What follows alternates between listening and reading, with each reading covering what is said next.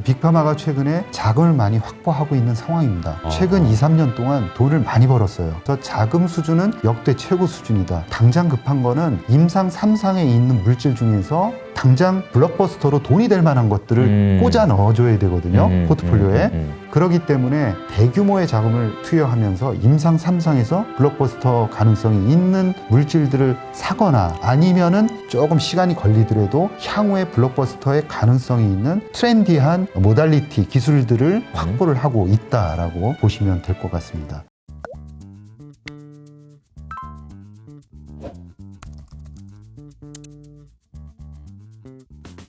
투자를 할 때 이 말씀해 주신 내용을 투자에 적용한다면은 우리는 그러면은 어떤 식으로 이제 투자를 접근해야 될까요? 네. 바이오는 아까 임상 성공 확률이라는 걸 말씀드렸습니다. 네. 그리고 신약이 성공한다 하더라도 상업화에 성공하느냐가 가장 중요합니다. 성공하는 게 중요한 게 아니고요. 얼마나 상업화에 성공하느냐. 좋은 물질들이 한꺼번에 나와서 같이 경쟁하는 상황에 맞닥뜨릴 수도 있습니다. 아니면은 우리가 개발해서 신약을 냈는데 그 후에 더 좋은 약물이 바로 치고 들어와서 우리의 상업화가 실패하는 경우도 비일비재합니다. 네. 그리고 마케팅 능력이 떨어져서 또 안 될 수도 있는. 네, 안 될 수도 있는 거죠. 마케팅 능력 자체가 없고요. 미국에서 어차피 팔려 그러면 마케팅 능력이 있어야 되지 그쵸. 않습니까? 이런 모든 점들을 고려할 때 어떤 한 개의 기업이 상업화에 성공할 확률들은 굉장히 적다. 냉정하게 얘기해서는 적다는 거죠. 그럼 너무 당연한 거죠. 네. 네네. 그렇기 때문에 바이오를 투자할 때는 적어도 한 4-5종목으로 포트폴리오를 구성을 해야 된다. 그래서 포트폴리오를 구성하게 되면은 여러분들이 인지하시는 그런 그 위험성을 많이 낮출 수 있습니다.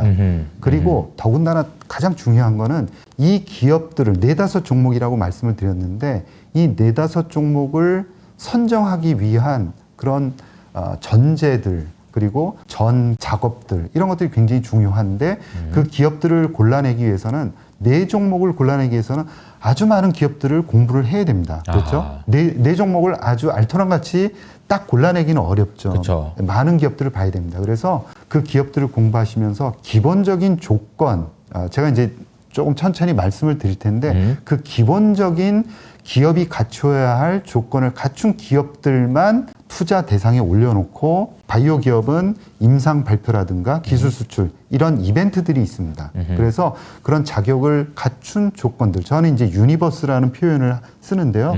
그 유니버스라는 것을 여러분들이 만드셔야 됩니다.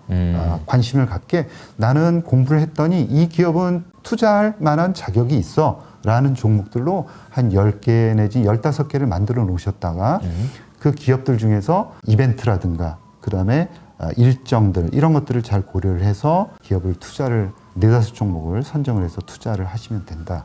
네. 라는 말씀 드리고 싶습니다. 자, 그러면은 말씀 주신 대로 이제 바이오 섹터는 저도 좀 쉽지 않더라고요. 이게 옛날에 저도 뭐 펀드 매니징 할 때 네. 그때 이제 탑다운으로 하다 보니까 네. 바이오는 못 봤어요. 네. 그래서 바이오 뭐 금리 뭐 이렇게까지만 잘 모르고 이제 막 이제 공부를 하고 열심히 네. 하고 있는 상황인데요. 그 어쨌든 말씀하신 대로 뭔가 한 종목 그래서 이 종목 많이 갔으니까 그 다음 종목 뭐야 뭐 이렇게 하기보다는 유니버스 몇 개, 4-5개의 종목을 구성해야 되고 그 구성하기 위해서는 각각의 기술에 대해서도 그 기업에 대해서도 알아야 되니까 공부할 게 진짜 많을 것 같긴 해요. 그러면 이제 저희가 여쭤보고 싶은 거는 결국은 이제 이런 거죠. 아까 이제 박지성 선수, 이용편 선수가 넘어갈 때도 네. 아니 그 아인토벤이나 이런 데서 장사가 잘 돼서 사람을 뽑을 수 있어야 이제 뽑는 거잖아요. 네. 그럼 우리가 알아야 되는 거는 빅파마들이 지금 어떤 상황이냐 이런 걸 아는 게 좀 중요하지 않을까 싶어요. 네. 요즘엔 좀 어때요? 네. 빅파마들의 주가만 보면은 거의 이제 전체 주가만 보면 한 2년 반 이상 횡보세를 보이고 있습니다. 횡보세를 보이고 있는 이유는 한 2가지로 나눠볼 수가 있을 텐데요. 네. 하나는 약가 인하의 압력을 정부로부터 받고 있다. 네. 약가를 이제 뭐 강제적으로 인하하는 그런 조치들이 없었죠, 과거에는. 자연스럽게 이제 시장에서 형성되도록 제약회사와 또 보험회사라든가 이렇게 이제 주체별로 약가를 결정하도록 그렇게 했었는데 특정한 약물들 시장에 나왔는데도 불구하고 이제 일정한 시간이 지났는데도 약가가 인하되지 않은 그런 약물들에 대해서는 정부가 강제적으로 약가를 협상할 수 있는 그런 약가 인하 정책적으로 그런 제도를 마련을 했습니다. 그래서 그런 그 우려감들이 좀 반영이 되고 있는 거고요. 네. 그래서 이제 그런 점이 그 하나가 반영이 되고 있고, 두 번째는 2028년도로 가면서 특허 만료가 많이 됩니다. 그래서 오리지널 의약품의 특허가 만료되면은 뭐 바이오시밀러라든가 이런 제네릭 카피캣이 들어오면서 약가는 인하될 수밖에 없고 매출액도 같이 떨어집니다. 그래서 조금 전에 이제 약가 인하 정책을 미국 정부가 쓴다 이렇게 이제 말씀을 드렸는데, 거꾸로 바이오시밀러와 관련해서는 약간 혜택을 주는 그런 정책을 마련하고 있습니다. 그래서 전체적으로 미국에서 약가가 너무 높다, 그런 이제 의견들이 인식이 많고 정부와 국민들이 그런 인식을 많이들 하고 있어요. 그래서 뭐 정권이 바뀌더라도 그런 큰 흐름은 바뀌지 않을 것이다, 이런 이제 말씀을 드릴 수가 있고요. 그런 측면에서 빅파마들이 약간 압력을 받고 있다. 그런 측면에서 이제 바이오 주식은 옆으로 지금 횡보하는 국면이 지속되고 있다, 이렇게. 빅파마는 그러면 뭐 그렇게 썩 잘 나가고 있는 건 아니네요, 그죠? 빅파마 중에서 잘 나가고 있는 업체는 일라이딜리하고 노보노디스크. 네네네. 이 둘의 특징은 비만 치료제. 그러니까 뭔가 새로운 약이 나오지 않으면 그렇죠. 여기도 이제 어려운 거군요. 예, 그리고 암 치료제, 항암 치료제에서 잘 하고 있는 아스트라제네카라든가 또 머크 정도가 약간 그 이제 체면은 세우고 있는 상황이고요. 나머지 회사들은 주가가 옆으로 계속 횡보하고 있는 그런 상황입니다. 그래서 최근에 이제 일라이릴리까지 다소 좀 주춤하거든요. 맞아요. 따라서 전체 그 지수 자체는 ETF만 본다 그러면 지수 빅파마로 구성되어 있는 지수 자체는 약간 옆으로 횡보세를 보이고 있다. 재미없는 구간. 네. 근데 이게 이렇게 되면은 이제 두 가지 관점일 것 같은데, 첫 번째로 이제 투자자, 그러니까 글로벌 투자자, 네. 돈 많은 글로벌 투자자 입장에서는 빅파마 이거 뭐 재미도 없고, 그러니까 우리로 따지면 이제 삼성전자 재미없는 거죠. 네. 그럼 이제 코스피에서 이제 투자해서 하려면 삼성전자 말고 딴 거 이렇게 찾아야 되는 것처럼 바이오 섹터에서 빅파마가 별로야? 얘네 별로 앞으로도 봐도 뭐 약가 인하에 뭐 특허 만료도 별로인 것 같은데 뭐 없어 하고 할 때 우리나라에 있는 기업들도 좀 대상이 될 수 있는 건가요? 그 정도는 아닌가요? 네, 그건 아니고 그 정도는 투자 아닌가요? 대상이 이제 좀 달라진다고 달라진. 그것과 관련해서는 네.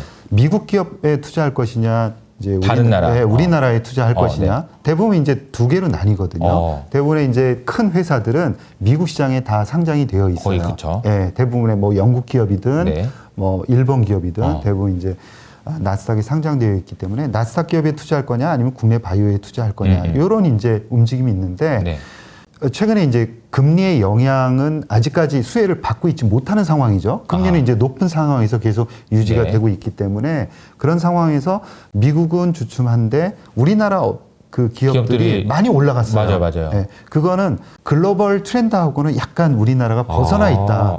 그래서 우리나라가 뭘 달라진 거야, 과거랑. 그 증거가 바로 최근에 올라오고 있다는 겁니다.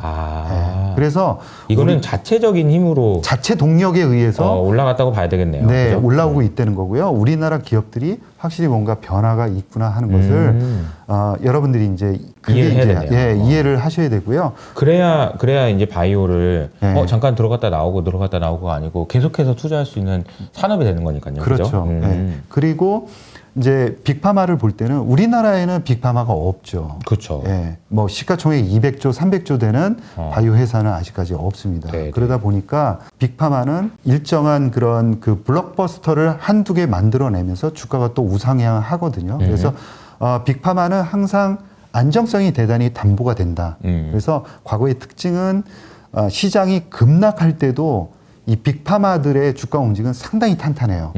그래서 뭐 약간 재미없는 구간에 지금 있지만 안정성을 추구하는 데는 상당히 좋고 그다음에 장기적인 측면에서는 주가 수익률이 대단히 좋다라는 측면이죠. 그래서 어떻게 보면 지금 횡보세를 보이고 있는 지금이 가장 투자할 만하다라는 거고요.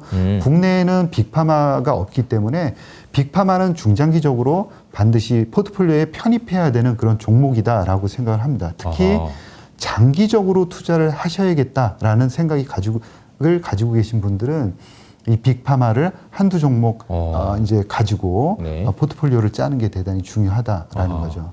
그러니까 빅파마가 주는 뭐 안정감 뭐 이런 게 좀 있을 것 같긴 해요. 네, 중장기적으로 는 안정적인 네. 그 성장률 이런 부분입니다. 근데 빅파마들이 이제 약가 인하에 대한 압력 혹은 이제 특허 만료 이런 것들이 사실 우리나라에 있는 기업들이 하고 있는 비즈니스에도 영향을 좀 주는 거죠. 네. 특허 만료가 되니까 이제 뭐 다급하게 뭘 또 해야 되고 뭐 이런 게 그렇죠, 있는 맞습니다. 거잖아요. 예, 예, 맞습니다. 그리고 그 약가 인하라는 게 어느 정도 충격을 줄 것이냐 하는 거에 대해서 그 애널리스트별로 의견이 좀 분분해요.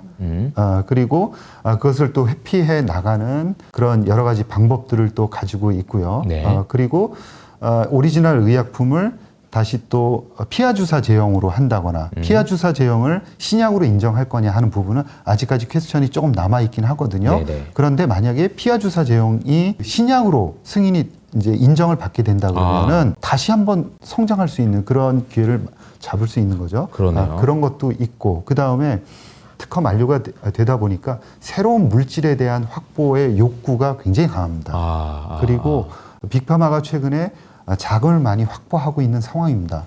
최근 2, 3년 동안 돈을 많이 벌었어요. 그래서 자금 수준은 역대 최고 수준이다라고 네, 봐야 네. 되는 거죠. 그래서 이제 뭐 2028년이라 그러면 그렇게 멀지 않은 상황이기 때문에 당장 급한 거는 임상 3상에 있는 물질 중에서 당장 블록버스터로 돈이 될 만한 것들을 꽂아 넣어줘야 되거든요. 포트폴리오에. 그렇기 때문에 대규모의 자금을 투여하면서 임상 3상에서 블록버스터 가능성이 있는 물질들을 사거나 아니면은 조금 시간이 걸리더라도 향후에 블록버스터의 가능성이 있는 아주 그 트렌디한 그런 모달리티 기술들을 지금 뭐 임상 1상이나 아니면 전임상 단계에서 확보를 하고 있다라고 보시면 될 것 같습니다. 네.